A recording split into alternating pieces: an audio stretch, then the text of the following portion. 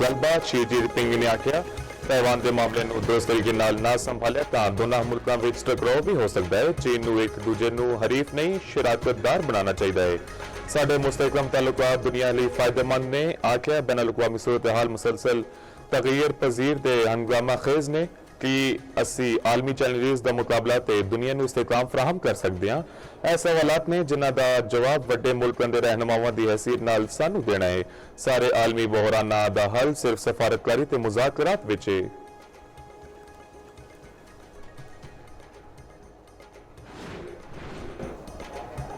अमरीकी ते चीनी सदूर के दरम्यान वफूद के सतह के मुज़ाकरात। अमरीकी सदर ट्रंप ने आख्या हमेशा यकीन रखते हैं कि चीन ते अमरीका के दरम्यान मुश्तरका मफादात इख्तलाफात तो वध अहम ने। साढ़े मुस्तहकम ताल्लुकात दुनिया के मफाद विच नहीं तारीखी सरबराही मुलाकात का तारीखी ते सब तो बड़ा फोकस बाहमी तजारत उत्ते होवेगा। और अपने नाल दुनिया के बेहतरीन बिजनेस लीडर लैके चीन आए हैं। अमरीकी चीन ताल्लुकात रेंज ते होंगे कि जिवें पहले कदे नहीं सन। अमरीकी सदर डोनाल्ड ट्रंप का Beijing which temple of haven का भी दौरा। चीनी सदर शी जिनपिंग भी हमला सद ग्रेट हॉल ऑफ पीपल आमद पर ट्रंप का परतपाक इस्तकबाल किया गया। चीन के सदर शी जिनपिंग ने खैर मकदम किया। ट्रंप को गार्ड ऑफ ऑनर पेश किया गया। पिंकी दिन रोजा जिस्मानी रिमांड उत्ते कराची पुलिस के हवाले। पिंकी की गिरफ्तारी की वीडियो भी मशकूक निकली। पिंकी को जस फ्लैट तो गिरफ्तार किया गया और गुटका मारवा फरोशता निकलिया। मुलजम रिजवान पहले तो ही गिरफ्तार है। वीडियो में लिखा जा सकता है कि पुलिस ने बुआ खटखटाया तो मुलजमान ने हासते हुए बुआ खोलिया। पुलिस एहलकारा अंदर आने का रस्ता भी विखाया। औरत पुलिस एहलकारा मोबाइल भी थमा दी। ना मुजाहमत की ना कोई खौफ।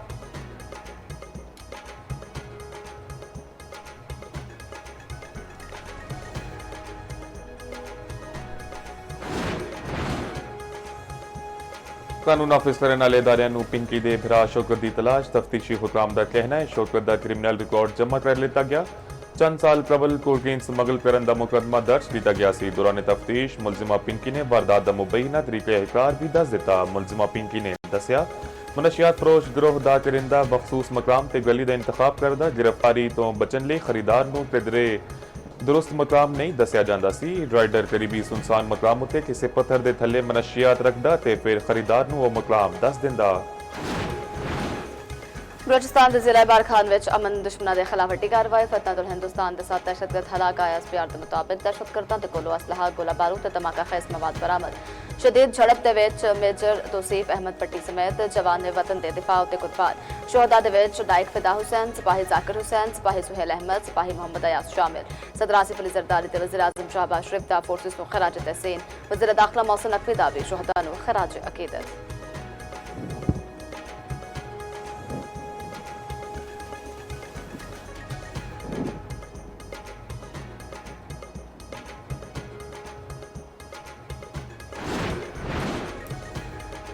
गवादर यूनिवर्सिटी के वाइस चांसलर ते प्रो वाइस चांसलर मस्तूम तो अगवा। Vice chancellor doctor Abdul Razzaq Sabir ते प्रो वाइस चांसलर डॉक्टर मंजूर अहमद गवादर तो कोयटा आंदे हुए लापता हुए। डिप्टी कमिश्नर मस्तूम ने लापता होने की तस्दीक करी थी। आख्या दोनों की फैमिलीज नाल राबते विच छेती पता ला लिया जाएगा।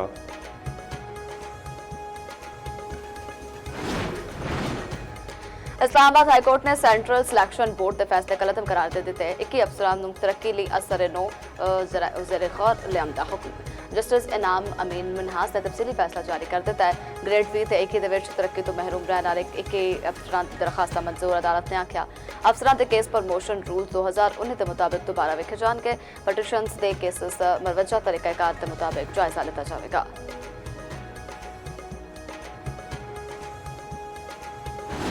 अमरीकी वज़ीर खारजा मार्को रूबियो कहते हैं अमरीका चाहता है चीन ईरान को खलीज में जारी दमाग तो पिछे हटन उत्ते आमादा करे। बहरान के हल विच किरदार अदा करना चीन के मुफाद विच है।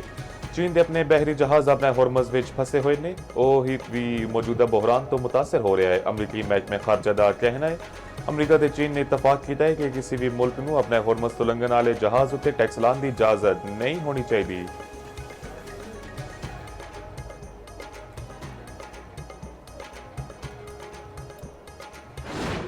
अमरीकी नायब सदर जेडी वेंस ने आख्या कि ईरान के नाल मुज़ाकरात विच पेशरफ्त हुई है। अमरीकी सदर की रेड लाइन बहुत सादा है। इंच के इकदाम से चाहते हैं कि ईरान जौहरी हथियार ना बना सके।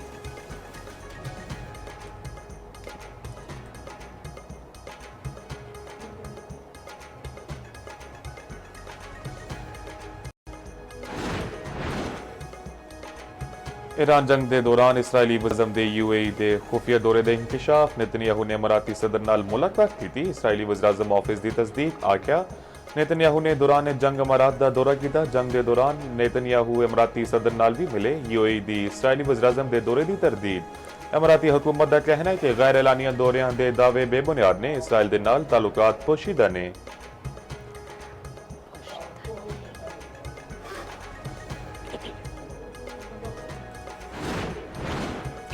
इसराइल दे नाल गठजोड़ करने वालियां नाल हिसाब लवांगे। ईरानी वज़ीर खारजा अब्बास अराग़ची आखदे ने कि ईरान दे अज़ीम अवाम नाल दुश्मनी अहमकाना जुआ है। दुश्मनी लई इसराइल दे नाल गठजोड़ नाकाबिल मुआफ़ी है। अमन दी राह दे विच सब तो वड्डी रुकावट अमरीका दा धमकी अमेज़ रवैया है। अब्बास अराग़ची ब्रिक्स समिट विच शिरकत लई दिल्ली पड़ गए।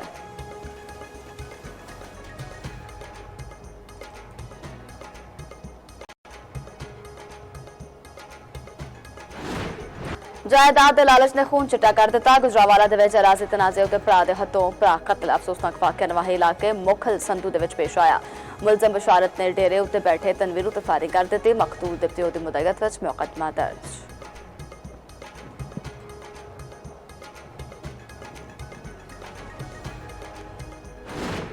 कैम्ब्रिज की AS लैवल के रियाजी का पर्चा लीक होने की तस्दीक। 15 मई को होने वाला मैथ का दूजा पर्चा मुलतवी।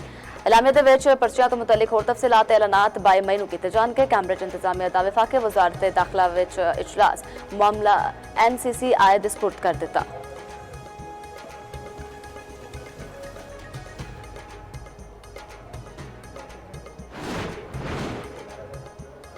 भारतीय इंतहा पसंद जमात RSS का पाकिस्तान नाल मुज़ाकरात दा मशवरा। एक इंटरव्यू विच RSS के जनरल सैकटरी दा दिता तीरा ने आख्या भारत नूं हमेशा पाकिस्तान नाल मुज़ाकरात लई तैयार रहना चाहिए, दरवाजे बंद नहीं करने चाहिए।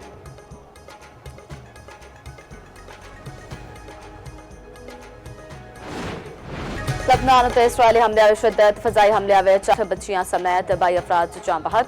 लबनानी वजारत सेहत के मुताबिक जनूब ते मशरक लबनान विच तकरीबन 40 थावां नूं निशाना बनाया गया है। बैरूत ते जनूबी विच साहिली शाहरा उत्ते गड्डियां नूं निशाना बनाया गया। 8 अफराद जान तो गए। जंगबंदी खत्म होने तो पहला लबनान ते इसराइल के दरमियान नवे मुज़ाकरात अज वाशिंगटन विच होणगे। दूजे पासे मगरबी किनारे के शहर रामुल्ला विच भी इसराइली काबिज़िंदा फलस्तीनियां उत्ते हमला। एक नौजवान शहीद, 4 फलस्तीनी जख्मी। इसराइली फौज की निगरानी दे विच मुआशियां दा रेवड़ खो के लै गए।